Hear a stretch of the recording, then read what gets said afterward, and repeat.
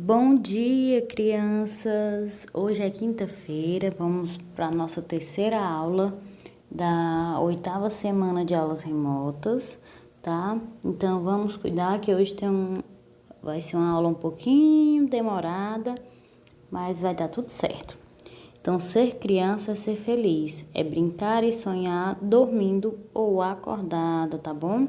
Mensagem que eu trago para vocês hoje. Pegue o material de vocês, o livro, lápis, borracha, caderno.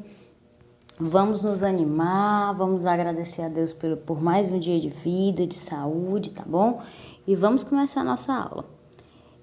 Eu quero que vocês abram um livro aí na página 80, tá? Na aula passada, nós iniciamos o estudo de diferenciar ponto final e de ponto de exclamação, tá certo? Vocês lembram que o ponto final é quando eu quero finalizar uma frase, é afirmar aquela frase, e o ponto de exclamação eu já utilizo quando eu quero indicar espanto, admiração, medo ou surpresa. Então, a gente vai dar continuidade nessa aula hoje. Eu quero que vocês abram o livro de vocês na página 80, as duas páginas que nós vamos estudar hoje, 80 e 81, tá? Aí na página 80 diz assim: hora de organizar o que estudamos. Leia com a professora o esquema e veja os sinais de pontuação que já estudamos. Então, sinais de pontuação no final das frases. Eu tenho ponto final, que é esse pontinho aqui, tá? Ponto final. E tem um ponto de exclamação, que eu já expliquei para vocês, que é um traço e o pontinho no final. Ponto final é só um pontinho. Agora você. Então, vamos lá.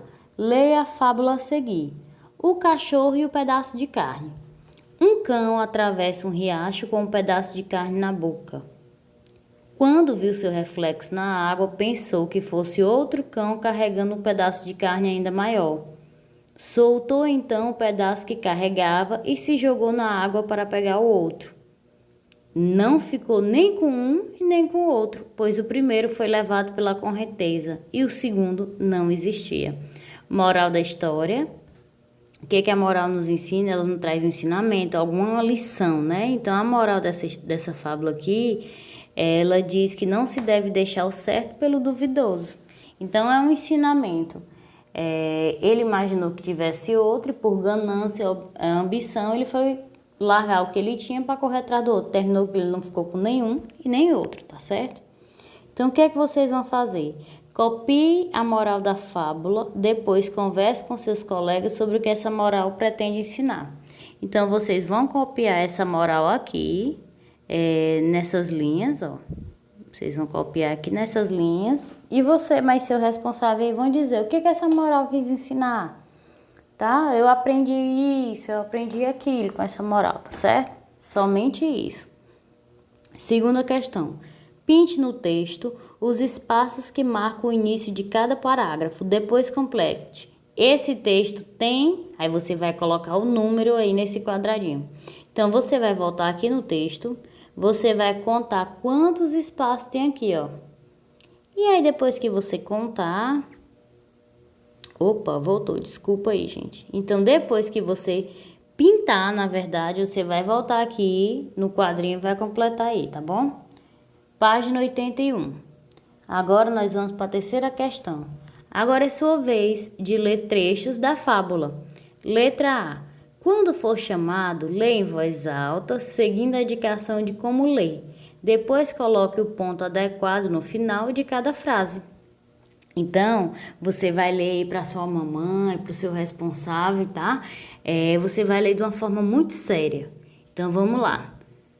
Não ficou nem com um e nem com o outro, pois o primeiro foi levado pela correnteza e o segundo nem existia. Então, como é uma frase muito séria e você está afirmando algo, você vai usar o ponto final. Agora com entusiasmo. Não ficou nem com um e nem com o outro, pois o primeiro foi levado pela correnteza e o segundo não existia. Como eu estou falando com entusiasmo, admiração, eu estou usando o ponto de exclamação. Muito bravo e indignado. Não ficou nem com um e nem com o outro, pois o primeiro foi levado pela correnteza e o segundo não existia. Então, eu também utilizei o ponto de exclamação. Por que que eu utilizei o ponto de exclamação tanto na segunda frase, né, no segundo quadrado, como no terceiro? Porque no segundo é um entusiasmo, é uma admiração. Já no terceiro, eu estou querendo expressar uma indignação, tá certo?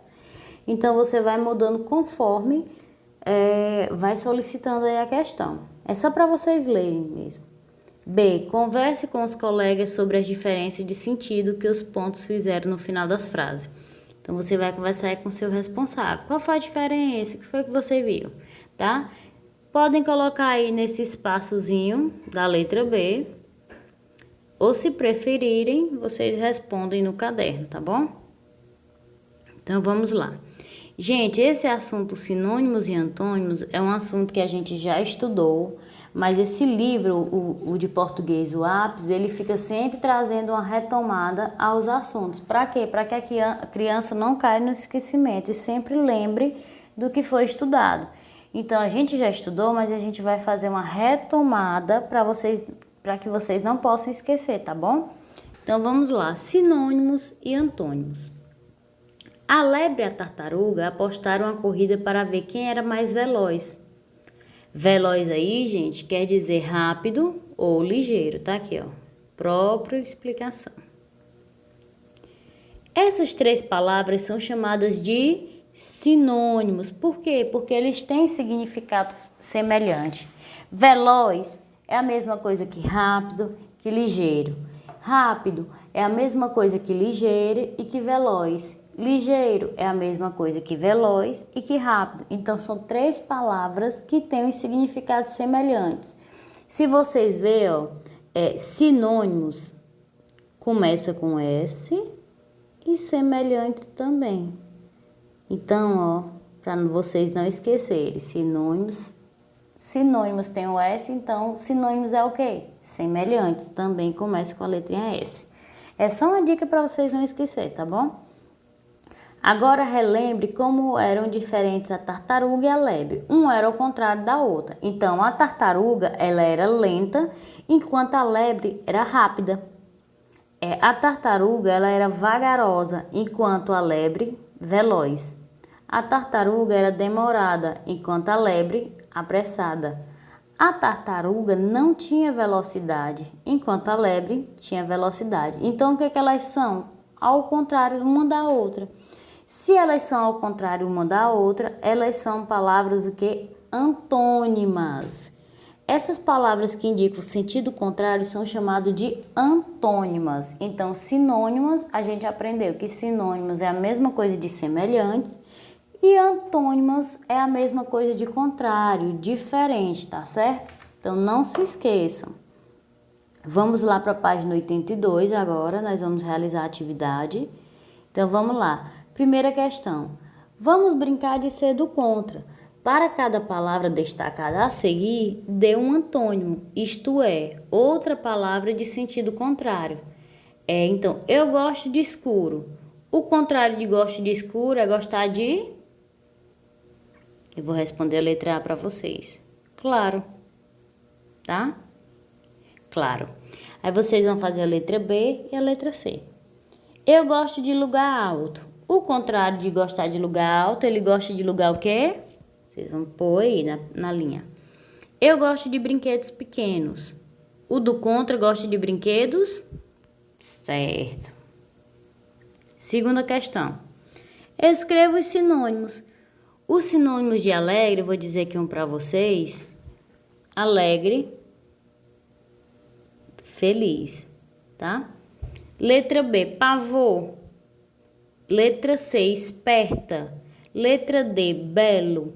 Letra E, infeliz. E letra E, enorme. Então, sinônimos, a gente já aprendeu que sinônimos é a mesma coisa de semelhantes, tá? Não se esqueçam. Então, vocês vão colocar as palavras semelhantes a essas que estão aí. Terceira questão. A outra maneira de dizer o contrário.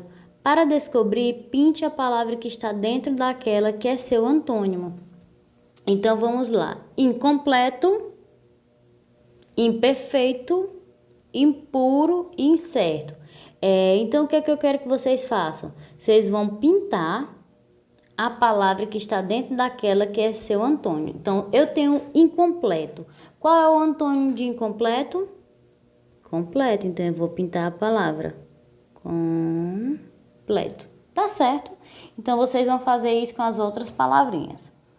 Aí, o que você descobriu? Aí, vocês vão botar aqui. O que foi que vocês descobriram? Pronto, é só isso.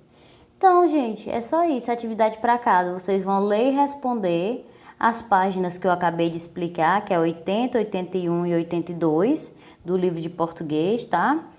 E eu mandei no kit para vocês uma atividade xerocada sobre sinônimos e antônimos. Por quê? Porque é uma aula referente à aula de hoje, tá?